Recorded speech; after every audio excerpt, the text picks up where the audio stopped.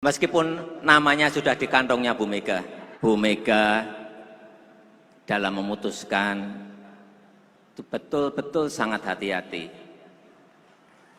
betul-betul tenang dan tidak gerusa-gerusu seperti yang lain-lainnya. Saya ingin Presiden ke depan juga berani melanjutkannya.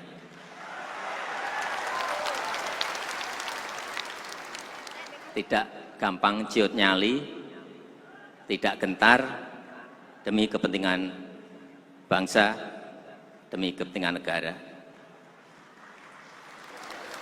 Dan saya sangat senang sekali tadi Ketua Umum Ibu Megawati Soekarno Putri menyampaikan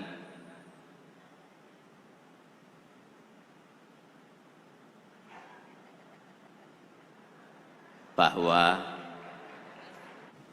oleh sebab itu tahun ini adalah tahun betul-betul tahun ujian bagi kita. Kalau kita ingat tahun 97-98, banyak negara yang jatuh termasuk Indonesia menjadi pasiennya IMF. Tahun ini baru saja tadi pagi saya telepon Menteri Keuangan, berapa sih yang menjadi pasien IMF per hari ini? 16 negara sudah menjadi pasien IMF. Karena ambruk ekonominya. Dan 36 negara antri di depan pintunya IMF. Karena juga sudah tidak memiliki kekuatan ekonomi di dalam negerinya. Apa yang harus saya sampaikan? Ya, kita semuanya harus hati-hati. Kita semuanya harus kerja lebih keras lagi. Meskipun kita tumbuh baik di tahun 2022, tapi hati-hati. Karena managing director-nya IMF,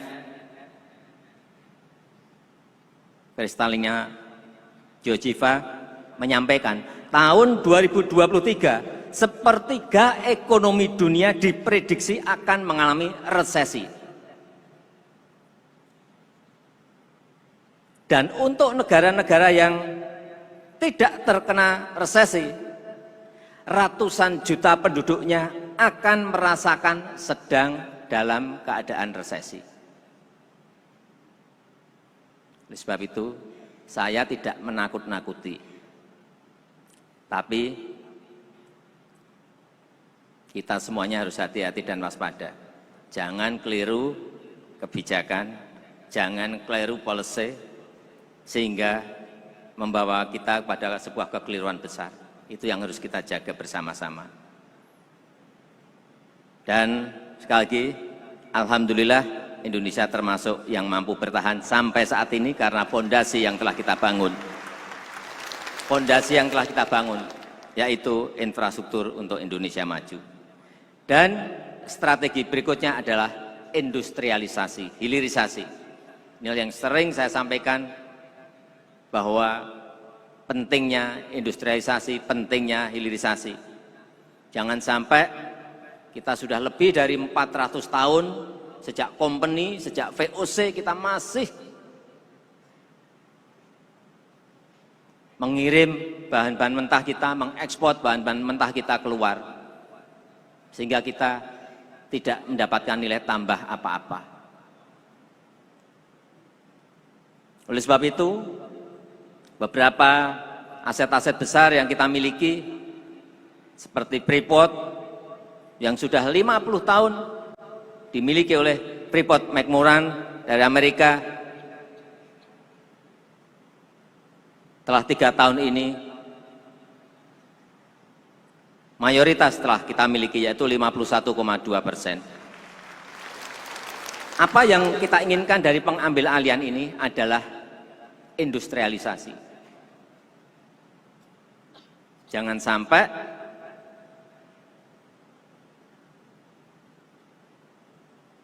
tambangnya ada di negara kita, di Papua, smelternya, industrinya ada di Jepang, smelternya, industrinya ada di Spanyol. Kita nggak dapat apa-apa. Pajak hanya dapat sedikit, royalti juga dapat sedikit, dividen dapat sedikit, lapangan kerja juga nggak dapat. Inilah yang harus kita balik, bahwa bahan-bahan mentah yang kita miliki, baik tambang, pertanian, perkebunan, semuanya harus dihilirisasi agar nilai tambah berada di dalam negeri.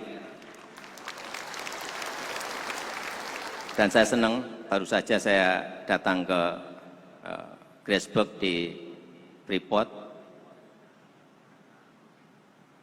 98% pekerjanya adalah warga negara Indonesia, 98% sekarang ini, dan 41% adalah dari tanah Papua.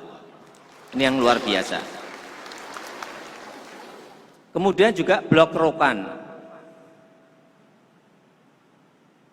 ini juga sudah 97 tahun dikelola oleh Chevron dari Amerika Serikat, yang Freeport Amerika Serikat juga, yang Chevron juga Amerika Serikat. 97 tahun dikelola oleh mereka. Dan saat ini sudah 100% diambil alih oleh kita sendiri dan dikelola oleh Pertamina.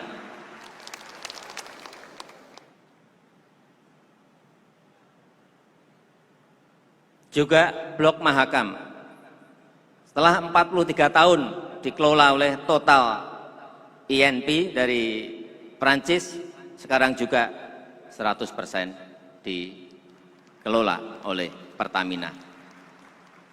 Apa yang saya lihat di lapangan, seperti Rokan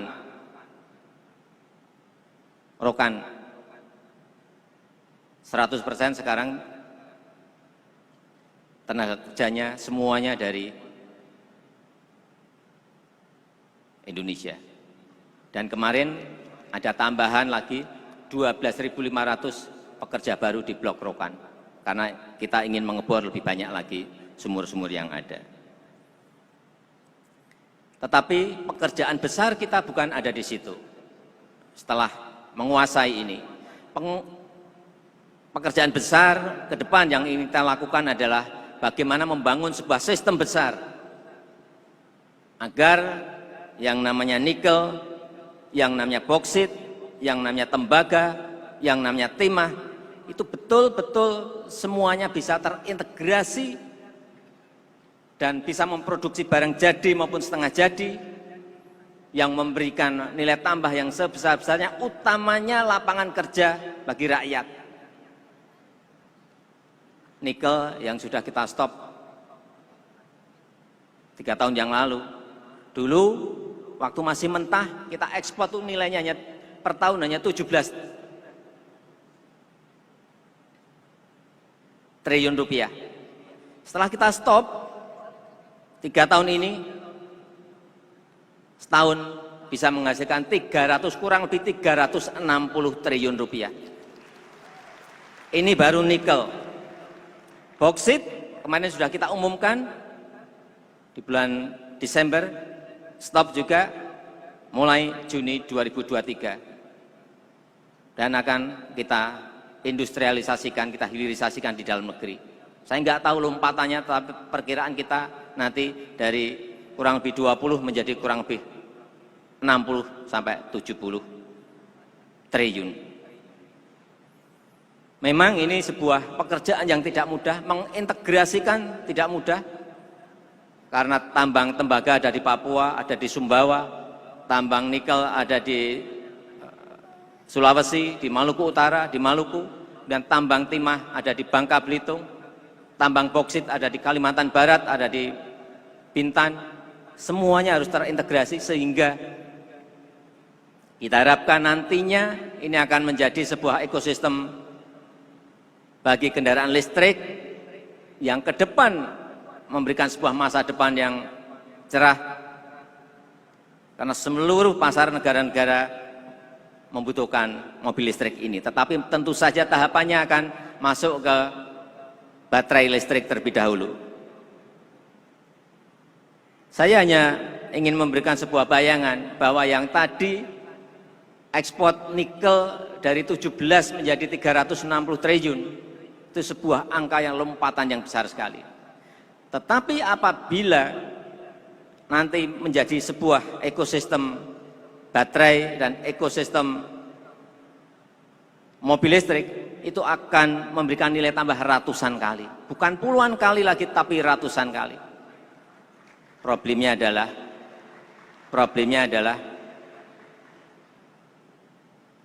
kita digugat oleh Uni Eropa. Nikel kita digugat oleh Uni Eropa.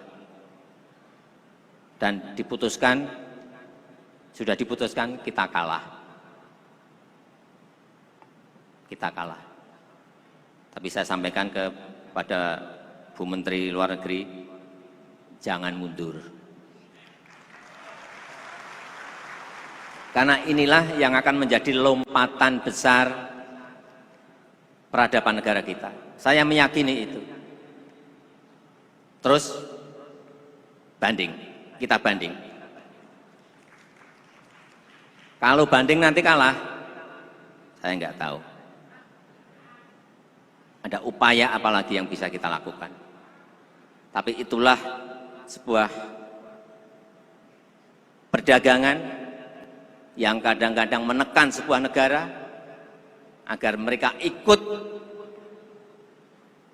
aturan main yang dibuat oleh negara-negara besar, sehingga kalau kita ekspornya, kirimnya hanya bahan mentah, sampai kiamat kita akan menjadi negara berkembang.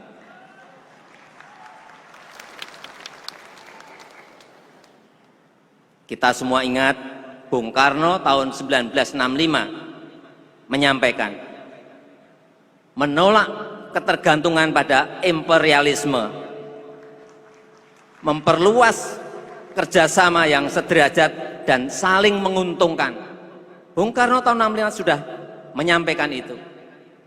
Dan supaya kita tidak bisa didikte dan tidak menggantungkan diri kepada negara manapun. Inilah yang ingin kita lakukan, berdikari. Berdikari. Berdikari. Oleh sebab itu, saat itu walaupun kita ditakut-takuti soal Freeport, tetap kita terus. Meskipun kita juga ditakut-takuti masalah nikel, kalah di WTO, kita juga tetap terus. Justru kita tambah stop boksit. Nanti mungkin pertengahan tahun lagi akan kita stop lagi tembaga. Kita harus berani seperti itu. Kita tidak boleh mundur, kita tidak boleh takut, karena kekayaan alam itu ada di Indonesia. Ini kedaulatan kita, dan kita ingin dinikmati oleh rakyat kita, dinikmati oleh masyarakat kita.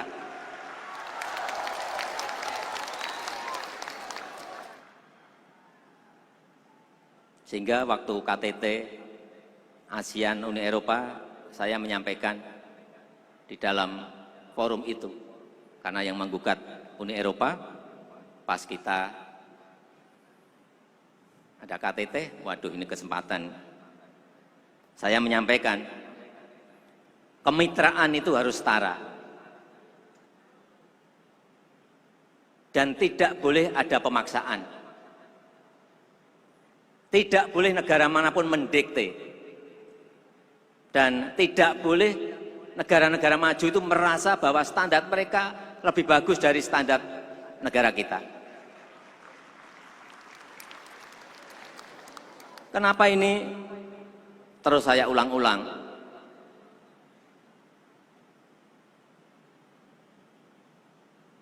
Karena saya ingin Presiden ke depan juga berani melanjutkannya.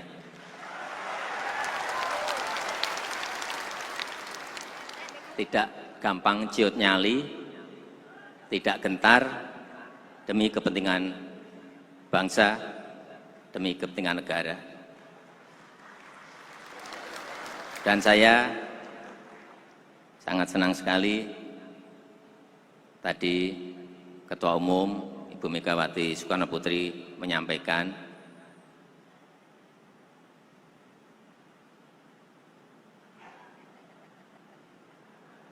bahwa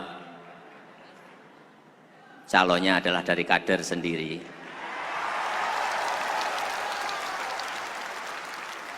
Dan yang saya senang, mohon maaf Bu Mega,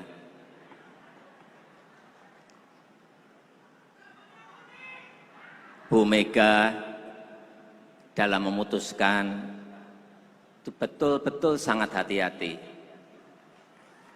betul-betul tenang dan tidak gerusa-gerusu seperti yang lain-lainnya.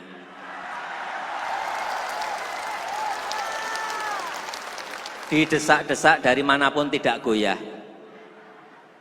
Meskipun namanya sudah di kantongnya Bu Mega. Kita semuanya sabar menunggu yang akan nanti beliau sampaikan. Tentunya pada saatnya dengan perhitungan-perhitungan dan kalkulasi-kalkulasi yang telah dibuat oleh Ketua Umum Ibu Hajah Megawati Soekarno Putri. Saya rasa itu yang ingin saya sampaikan. Sekali lagi, selamat ulang tahun ke-50 PDI Perjuangan. Kemudian, yang terakhir, ini juga gagasan Bung Karno untuk pemindahan ibu kota dari Jakarta ke ibu kota Nusantara. Saya akan memberikan gambaran sedikit di layar. Terima kasih. Wassalamualaikum warahmatullahi wabarakatuh. Salam Pancasila. Merdeka! Merdeka! Merdeka! Assalamualaikum warahmatullahi wabarakatuh.